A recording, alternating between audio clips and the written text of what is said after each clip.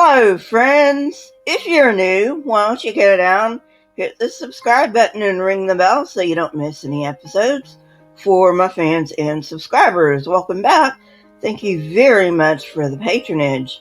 Today's topic, Jehovah's Witnesses, community. Don't forget, I have a merch store. Go check it out if you want. Not much else I need to say. Let's get on with the video. There have been good sociological and anthropological studies on Jehovah's Witnesses, but these have been few and far between. This video combines the findings of these studies with the observations of M. James Penton.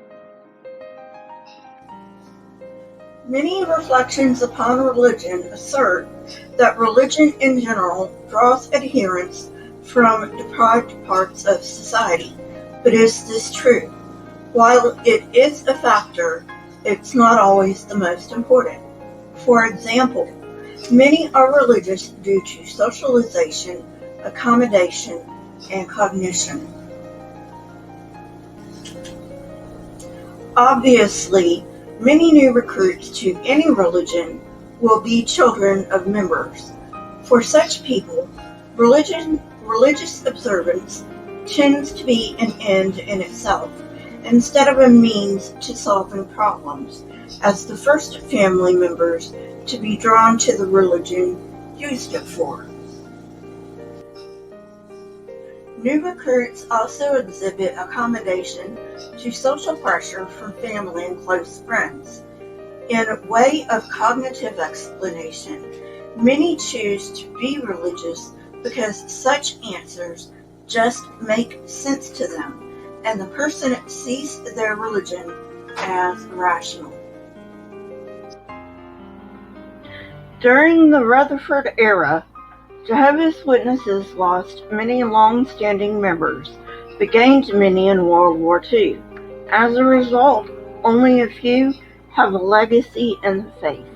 Most publishers nowadays are first or second generation witnesses. For whatever reason, until 1950, the biggest numbers of Jehovah's Witnesses were found in English-speaking or North European countries, where most people were already Protestant, but the religion also attracted non-Christian Africans. Since then, however, growth has been much more rapid in Catholic European nations, Latin America, Africa, and the Philippines. In 1997, about 50% are ex-Catholic, although members of Eastern religions have also converted to the faith. The social class of witnesses is a bit harder to determine, yet from Watchtower literature, newspapers, and accounts from older witnesses, it seems that the Bible student community in the 19th century was mainly composed of upper working and lower middle class people. However, during the period between the world wars, this demographic changed.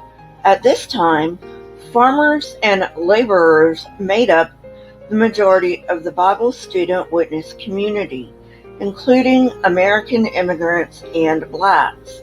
Apparently, they responded to attacks on capitalism and the exploitation of the poor. During Russell's life, many may have flocked to the religion out of deprivation. Many more may have been attracted by Russell's rationalism and its sense of a divine plan. Rutherford, however, appealed more to the emotions of the lower class. Young people are discouraged from higher education because the world will soon end, according to them. and this keeps them from upward social mobility.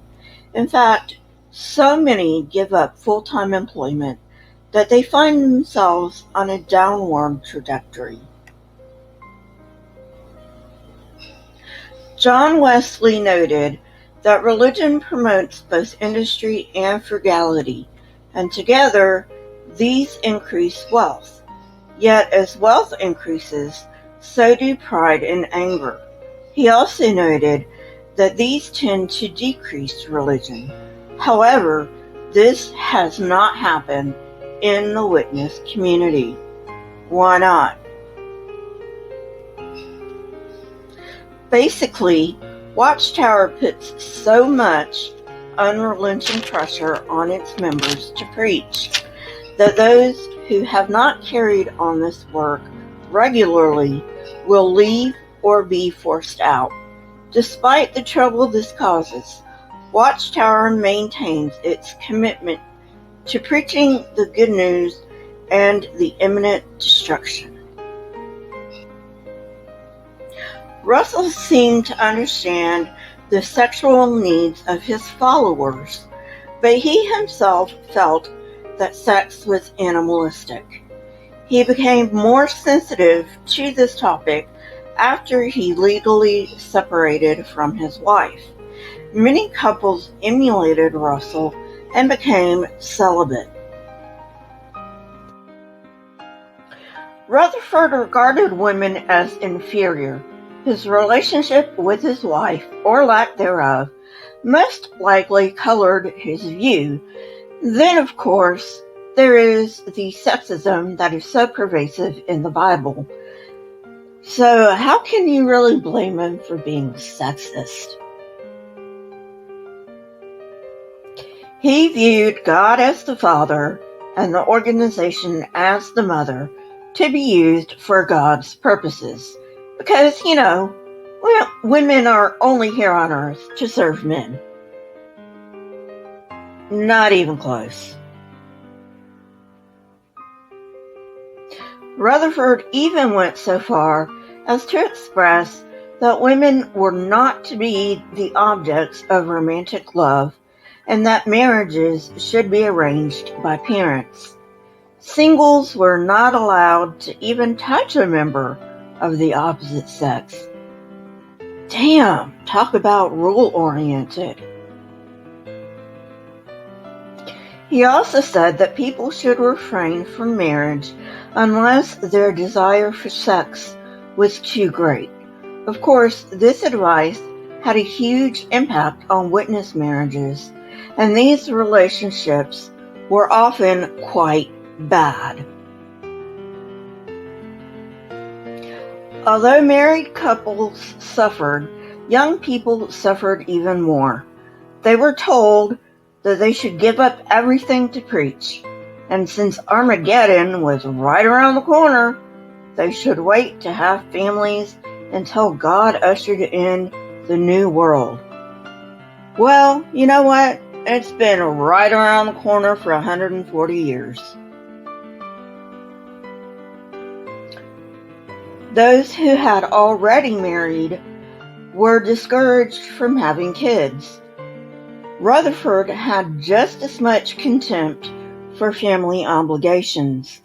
He even advised one young person that his obligation to God outweighed his obligation to family.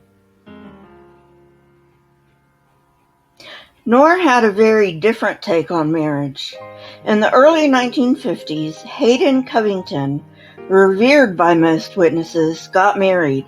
Shortly afterward, Knorr followed, ending Watchtower's anti-marriage stance. Under Knorr, Watchtower began teaching that the family was the basic unit to theocratic society. Despite many changes, much has remained the same.